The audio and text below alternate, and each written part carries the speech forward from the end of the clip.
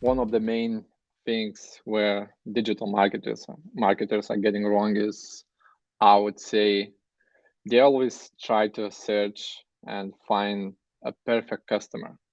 So they're trying to build and create an ideal customer somehow. Oh, my customer likes, I don't know, latte, Yeah. drinks beer on the weekends. Uh, they go to the gym 2 or 3 times a week and things like that. So especially with targeting, so they marketers trying to find ideal customers instead of focusing, like there are way more important things like than that. So I would say, especially like your message, your creative, your offer, what you are offering, especially during those big events like Black Friday, Boxing Day. So all these things are way more important than your ideal customer. I would say, I always say, uh, go broad and you will find your customers. So instead of focusing on your ideal customer, trying to find that perfect one, just go broad, but have a good message, have a good creative, have an ideal product. Like if you have a good product, so you probably will sell way more than going niche. Mm.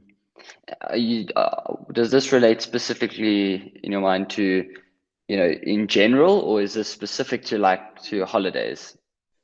I would say in general, like it's always like that. You're wasting your time, like as I said, like focusing on the perfect audience or even like on a perfect message. So just Mm. yeah, as I always say, just ship it.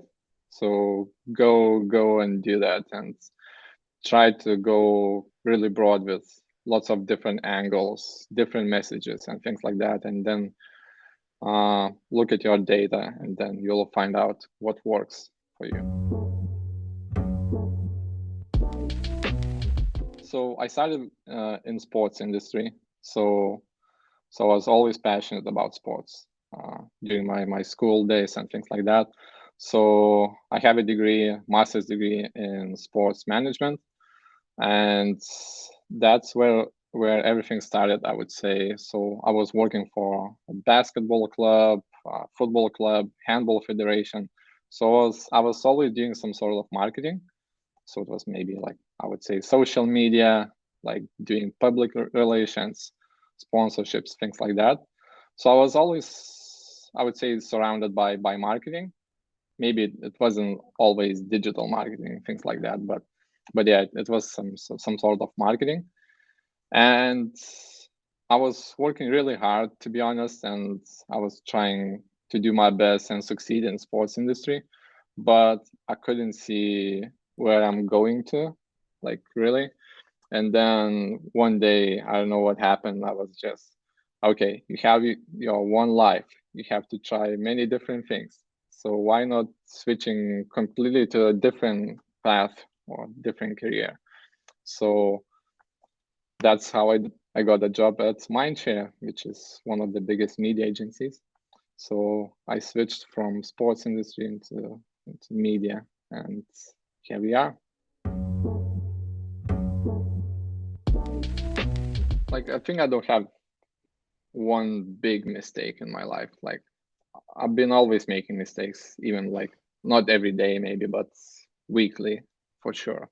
So I think it is way more important to learn from each mistake you make and take something from that instead of looking at one big mistake that you made years ago. Yeah. So things like that, learning from your mistakes every day, every week.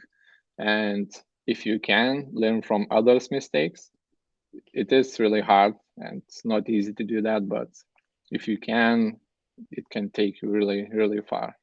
Do you have any approach to how you actually work on your mistakes and learn from them, like a reflection thing, or is it just that it happened, don't do this again?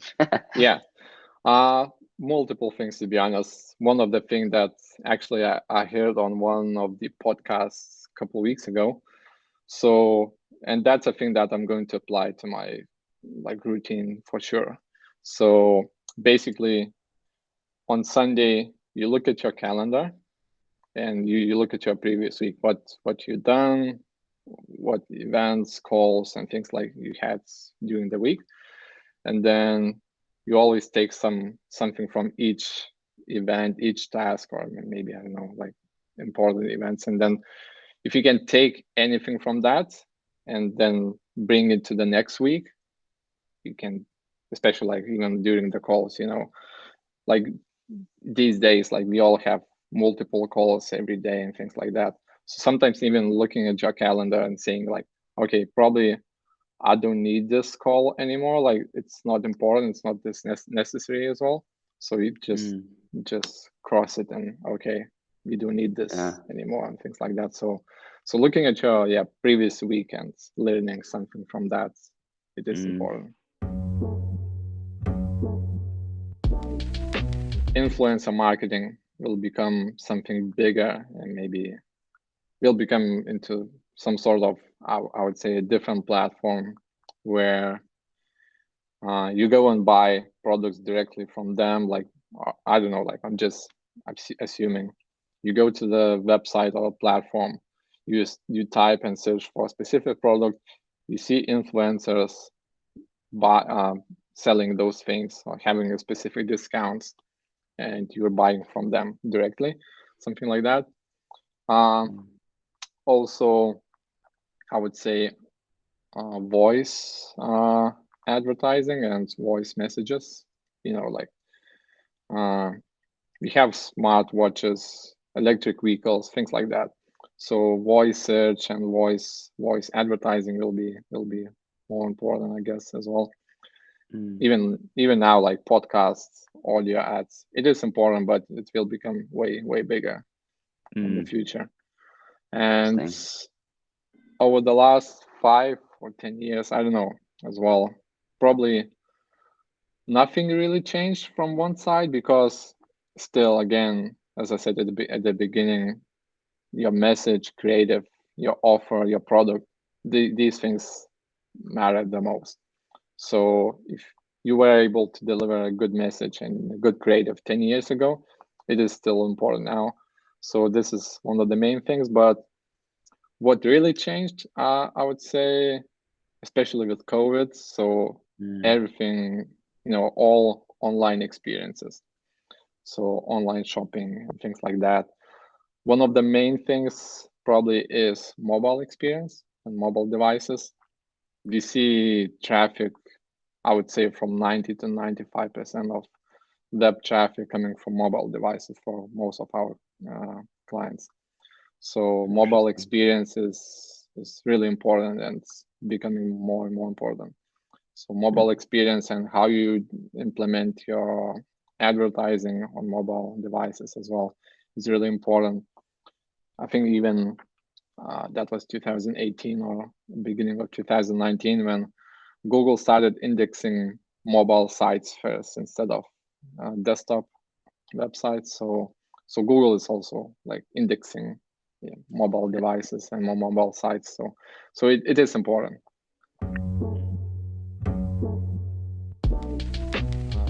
Audio messages or audio ads and things like that. But one of the things that we tried at Rapid Media, and it was really interesting, it was last year. So buying outdoor advertising through your computer. So programmatic digital out of home. So all digital screens are outdoors where you can see.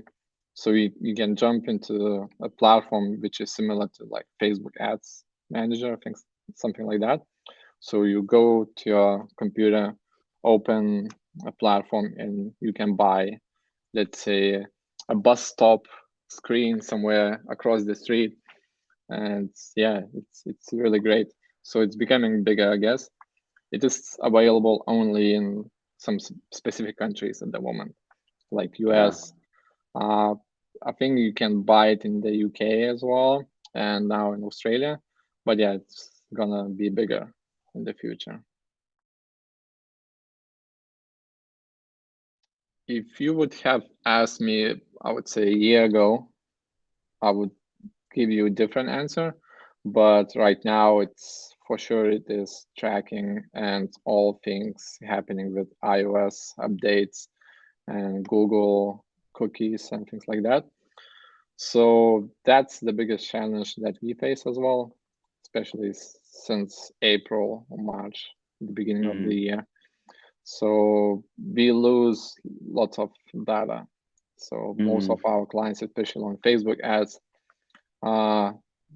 ads manager is not reporting at least 30 to 50% of conversions. So it is a big issue. And then again, things are happening with Google in the near future.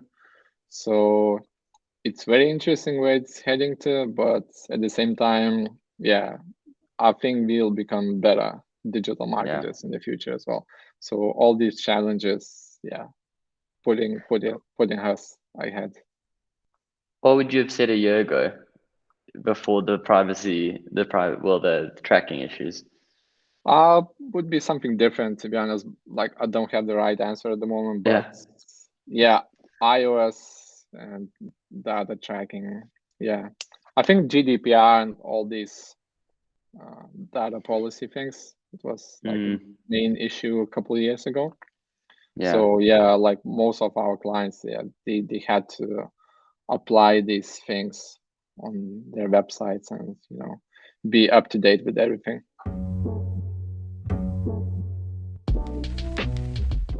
We have good examples where young people work with us. They start working with us and they learn like within, I would say, 6, 7, 8 months so much. And even like you're kind of jealous. Okay, you learn from during 8 months, you learn more than I did during like 2 or 3 years, things like that. So sometimes, wow, it is unbelievable.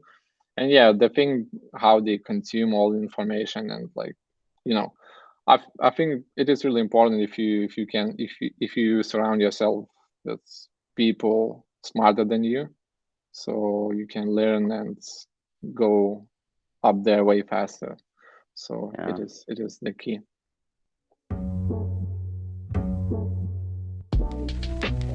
It is way important what you work on and what people you work with, rather than working really hard.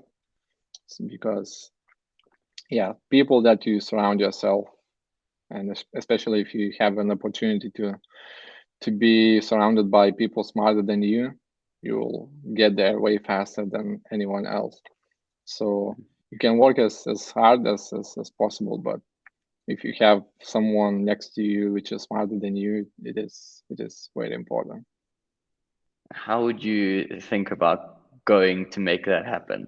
You know, because obviously, you know, I'm coming out of university. I don't know anyone in the industry. How would you approach making sure that I end up next to someone like you? Well, you need to ask questions. That's the key. If you sit in the corner, you don't talk to anyone, you just read and consume all information. It is good, but it's not as good as you would be asking questions from smart people. So you just need to talk. Communication is the key everywhere, even in relationships and job you do and things like that. So communications.